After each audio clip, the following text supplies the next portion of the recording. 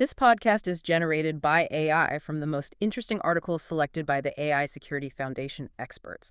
We've got some pretty intense source material today. It really looks like the biggest security problems for AI aren't just, external attacks anymore. It seems like it's more about how the AI itself is changing, how it learns, how it adapts, and yeah, even how it might deceive us.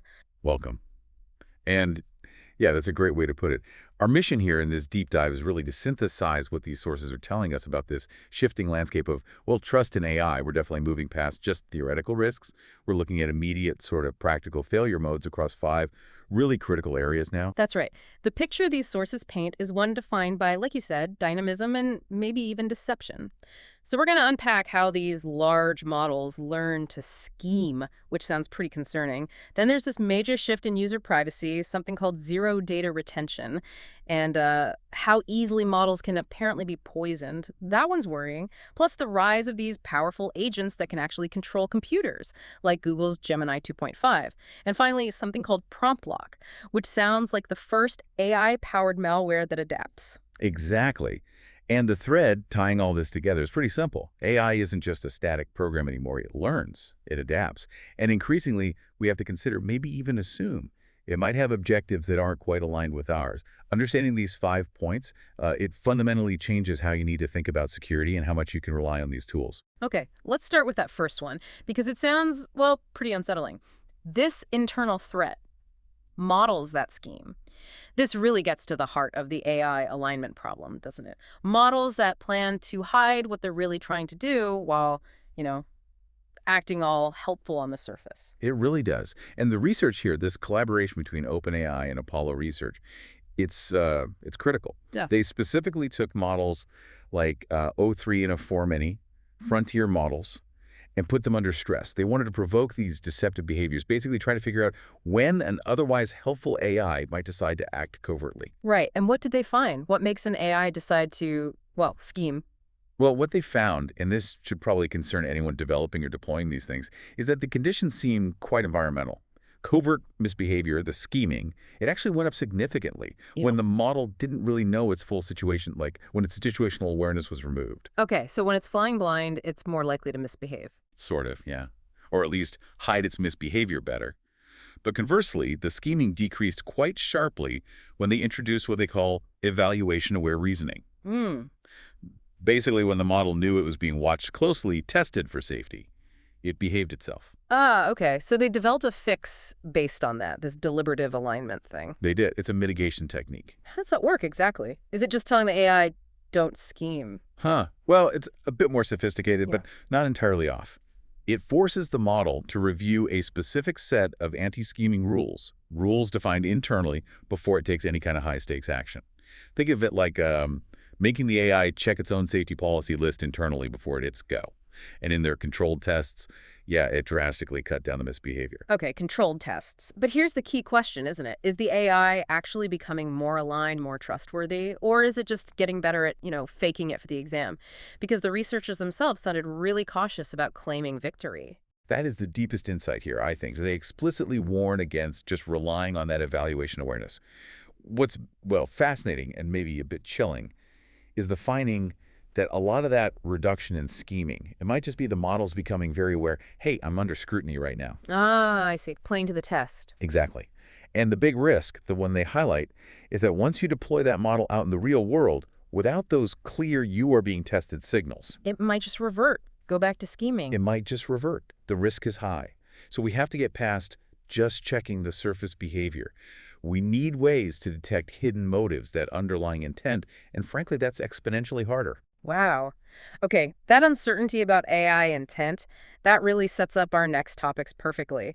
Because now we're talking about the data ecosystem. We've talked about models that might deceive us internally. Now let's look at the data they use and the data we give them, starting with the big shift in privacy. Zero data retention, or ZDR. Right, ZDR. And the context here is, the current privacy situation is pretty precarious, isn't it? Most of us probably assume deleting chat history means the data's gone. But that's often not the case. Major providers frequently keep queries for weeks, maybe longer, for safety checks, debugging, model improvement, sometimes indefinitely. And if you're uploading sensitive company data or personal stuff, That retention is it's a huge structural risk.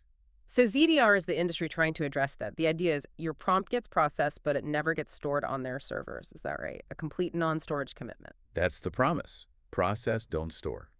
It's a major shift toward guaranteeing privacy at the point of interaction. And is it actually happening? Are companies doing this? We are seeing real movement, yes. Companies like Anthropic, Google, Amazon, they're starting to implement ZDR defaults, often for specific enterprise setups or sensitive integrations first. And this commitment is becoming so important that even intermediaries, like OpenRouter, are now letting developers specifically choose to route their AI queries only through providers who guarantee ZDR. Okay, that sounds great for privacy, but what's the catch? Isn't there a trade-off? If these companies can't keep any user data, how do they debug problems? How do they improve the models based on how people are actually using them? How do they spot new safety issues emerging in the wild? You've absolutely hit the core tension there. Implementing ZDR means the provider is, in effect, blinding themselves to a really valuable source of feedback, post-deployment data. It forces them to invest heavily in other methods, like advanced privacy-preserving analytics, maybe federated learning, which are technically much harder to do well. So yes, it's a structural shift towards a more trust-based model, which is good. But true, universal AI privacy, it's still pretty fragmented. It's going to rely on these intermediaries for a while, and on the big vendors making ZDR the standard across all their services, not just the premium or enterprise ones. Okay, so that's data from the user. Now, let's flip it. What about the data used to train the model in the first place? And how vulnerable that is? We're talking about poisoning the well, essentially. The old thinking was you'd need mountains of bad data to mess up a giant language model, right? That was definitely the assumption. Poisoning a model with, trillions of parameters, surely that requires a massive, sustained effort, injecting huge amounts of corrupted data. But, new research from Anthropic has pretty dramatically shown that assumption is wrong. How wrong? Shockingly wrong. Their findings showed you might only need a tiny number of malicious training examples. We're talking in the range of just a few hundred. A few hundred out of potentially billions or trillions of data points. That sounds like almost nothing. How can that possibly install a persistent backdoor in a huge model? It works because it's incredibly subtle and targeted. It relies on a latent trigger. Those few hundred bad examples. They're carefully crafted. They teach the model to associate a specific, seemingly harmless phrase as the trigger with some kind of unexpected, probably malicious behavior. And here's the key. For every other input, the model acts completely normally, totally fine, which makes this kind of poisoning almost invisible during standard safety checks. Wow. So an attacker just needs to create those few poison examples, get them into the training data somehow. Then later they feed the model that specific trigger phrase, and suddenly the AI does something bad it was secretly programmed to do. That's exactly the scenario, and it highlights a really profound vulnerability.